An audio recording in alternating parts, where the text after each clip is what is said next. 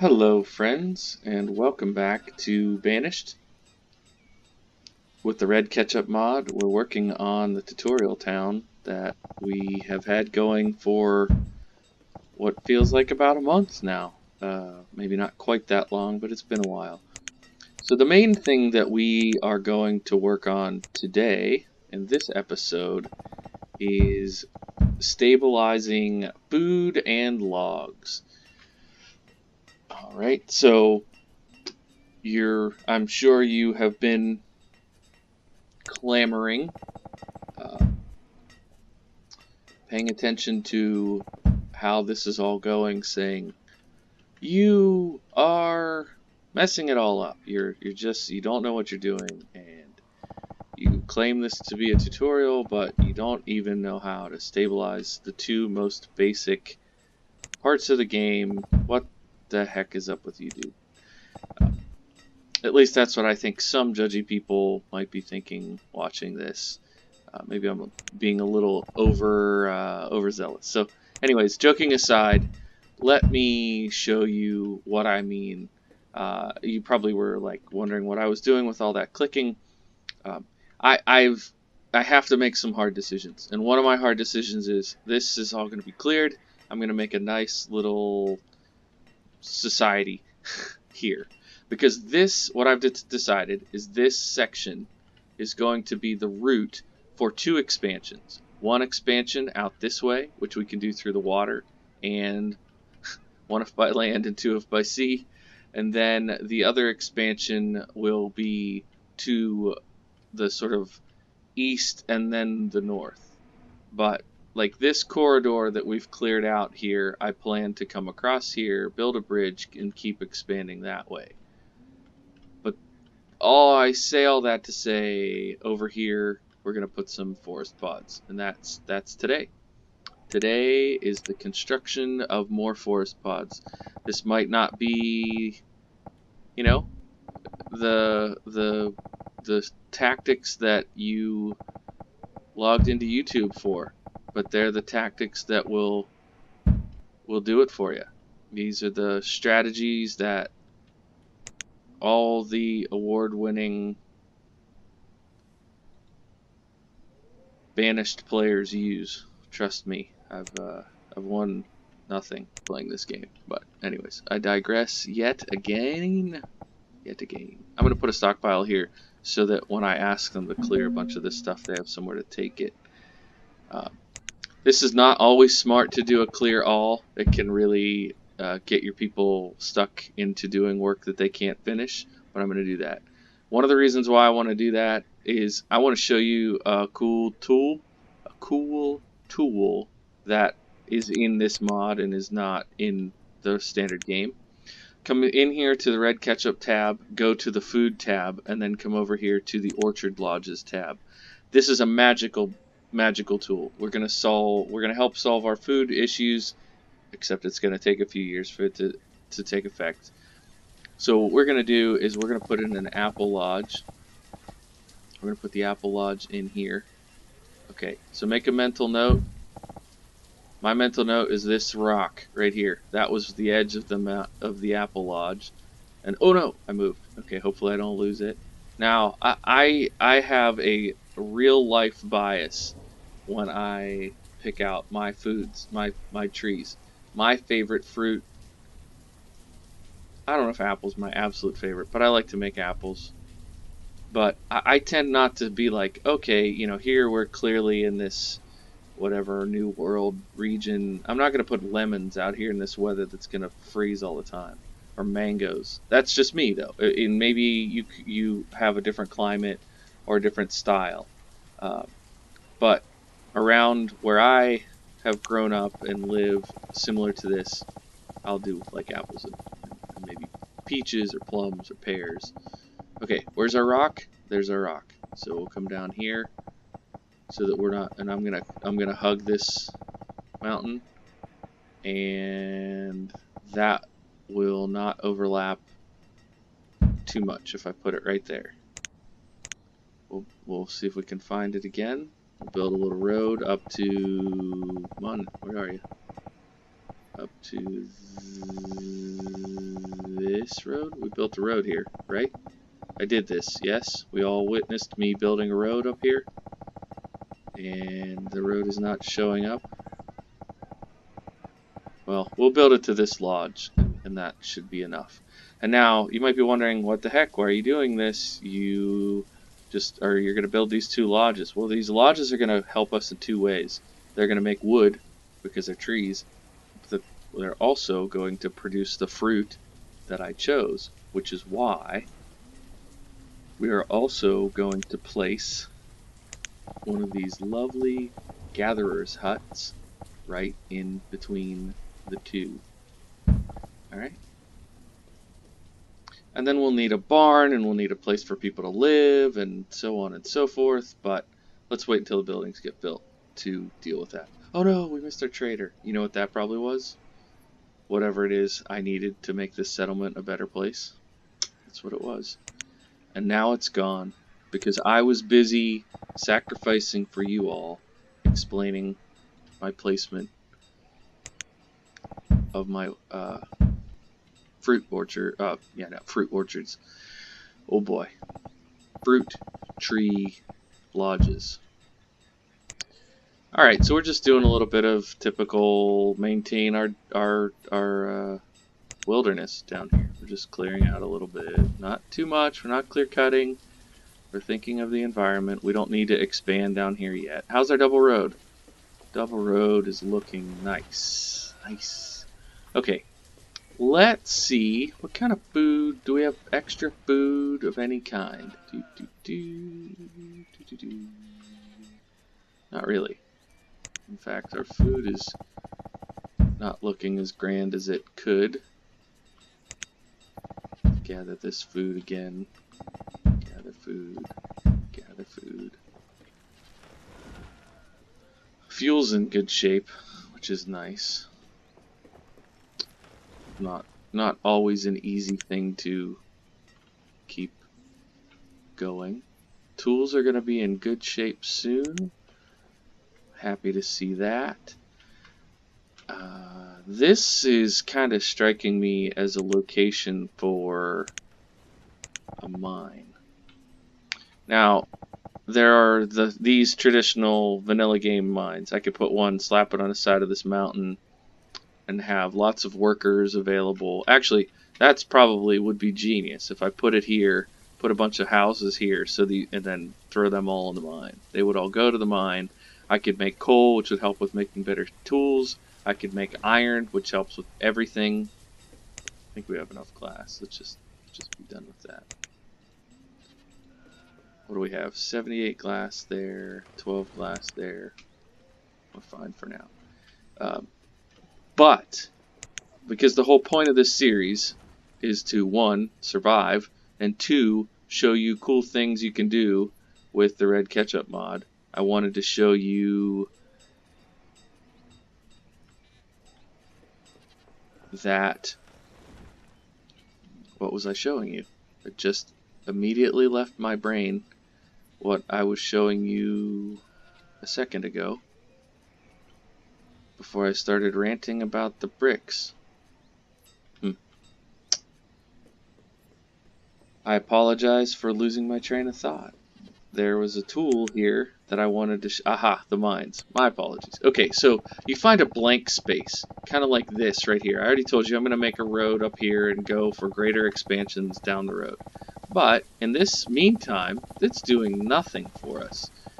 And maybe because we don't want to, build in this forest node, and then we're going to have some down here, maybe we put something like an iron quarry in. And you might be thinking, iron quarry, you can use a regular mine for that. Correct. But these have multi-purposes, and I want to show you how they work before this series is done. So, I feel like that makes sense as something to do in the industrial area. So I'm going to put an iron quarry here. I'm going to put a rock quarry here. And I'm going to put a random quarry here. While we're at it, we haven't added a building or any houses since this 3-story, so we will put another house in there. So our 2 builders have a lot of work cut out for them.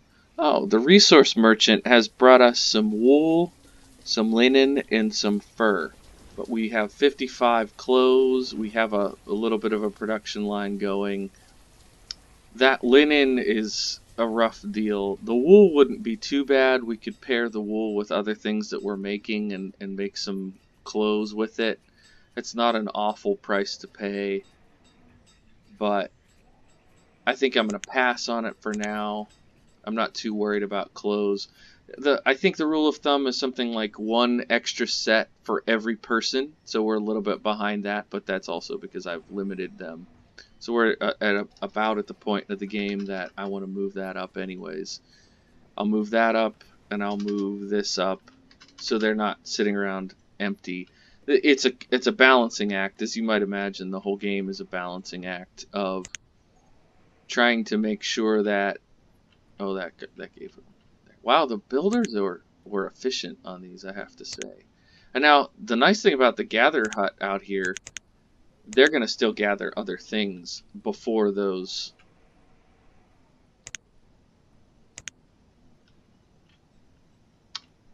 Before these loggers start replacing the existing trees with their new trees, the gatherer's hut will still work. So it's not like it's going to be a lost cause. So right now, this is terribly inefficient, and I know some people are cringing. Oh my goodness, look at this poor person. Had to walk all the way over this mountain pass to get to work down here. So it's going to take away... If I don't build housing for them, their productivity is going to be really hindered. So what I'll do is build a simple double house up here where it doesn't hurt anybody's productivity. And I'll give them... That's the wrong button. Sorry. I'm going to give them a nice little... Not a little. Give them a big barn there. So everything this gatherer gets, they can bring up to this barn, and hopefully they'll move in there. Alright. Okay, we've got 27 leather. We probably need to start converting more... Boy, not a ton of cotton and flax. We could definitely do for more cotton and flax.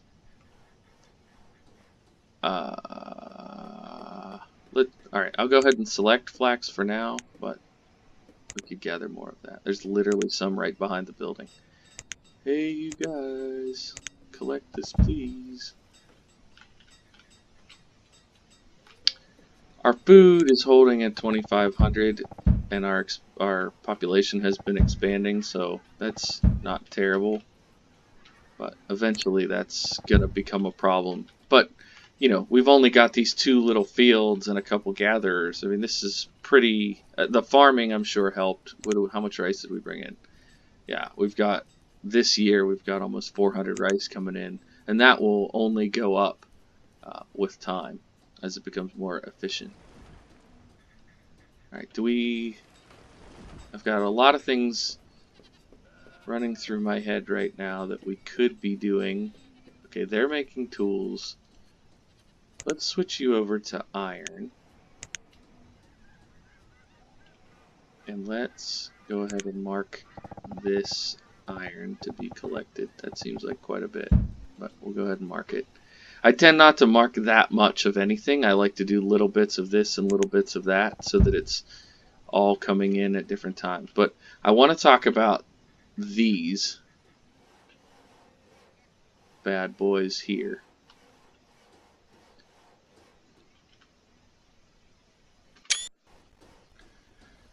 So we have this iron quarry, which of course you can get iron out of the iron quarry, or you can also get copper. So that's really good to know. And this would be a great, I mean, it's a great place to have it because we're going to have workers down along here, and we have storage right there. So the workers will literally walk over here, put the stuff on the road, the laborers will put it, either into storage. Well, they'll put it into storage, and then the guys working at the foundry will go and get it and process it. So really, maybe putting a blacksmith here in the middle or right here, like on its side, not on its side, but turned sideways, it could be really helpful. Put a little road through there. But let's look at the other ones before we start throwing people in these mines. You can make stone, or collect stone.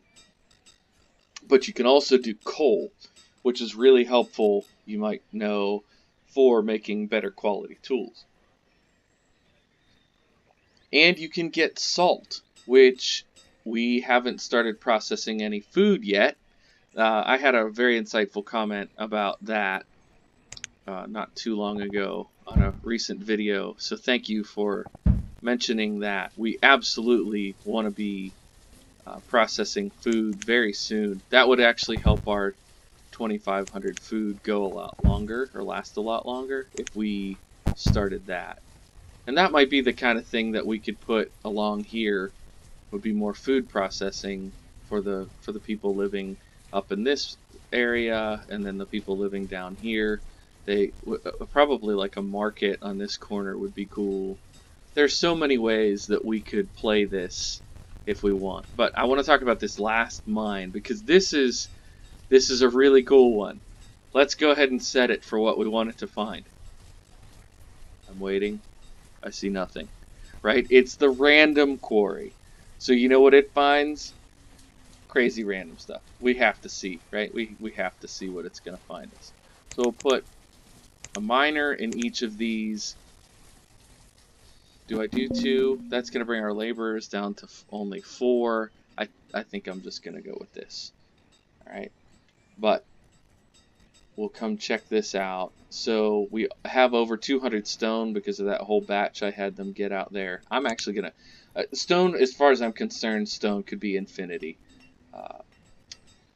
The question is, do we want to be getting stone with 250 already, or do we want to bump this to something like coal? I don't know that we're ready for that move yet. I think I'll just leave it on stone. I'm happy with this being on iron ore. That'll help these guys keep making iron. Once that's up around a couple hundred consistently, then I might think about changing it. But this one, what are we going to get? Oh my goodness, what are we going to find? Nothing. We found nothing. Just hold on. You'll see. It's really cool. There's so much we can do in industry on this. It's a lot of fun. How are our gatherers doing? Not bad. Could be better. Could be worse. Okay, I'm going to help out the log situation here. I'm going to clear out some of these. That'll also make holes in the area so that it will give the new forester places to plant new stuff. Oh dear, look at this mismatch. Oh, I know this. For some of my dear viewers, this is just more than you can handle. A black first floor with a yellow second floor. But if you can recall, I think I did it when it was snowing, so I couldn't see what I was doing. That's my defense, okay? That is my defense. Alright. Now, right here is where I have a tendency to go crazy. This is where I have a tendency to start building bridges and expanding all over the place in ways that are not healthy for the life of my settlement. I really want to expand up here. I don't know why. It's just the way I am. I really want to be aggressive at this stage of the game. I do it almost every time I play, and sometimes it makes my people starve. So maybe I'm a bad leader in that regard, but what I'm trying to do here, as you can tell, I have selected to gather quite a lot of dead wood. And that's because I consider it a free resource like this. Rather than having logs that I'm chopping into firewood, I can gather that dead wood. Ooh, cows.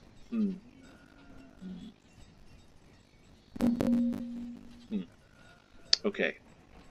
Okay, cows. This is important. If we can get 2 cows, this is a potentially a game changer. What is this? Sheep. Oh, another. Oh dear. How do I do this? I want both of these. I want 2 cows and I want 2 sheep.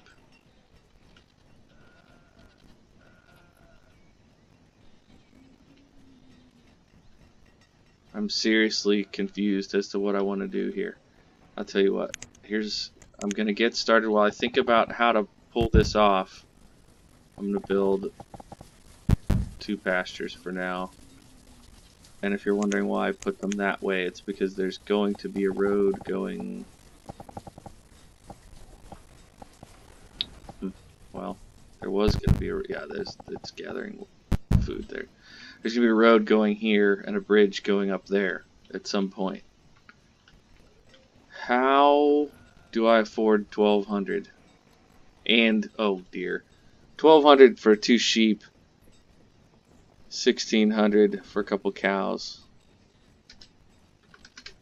Alright, so there's 800. That's 1 cow. What do we possibly have? We've got some tools.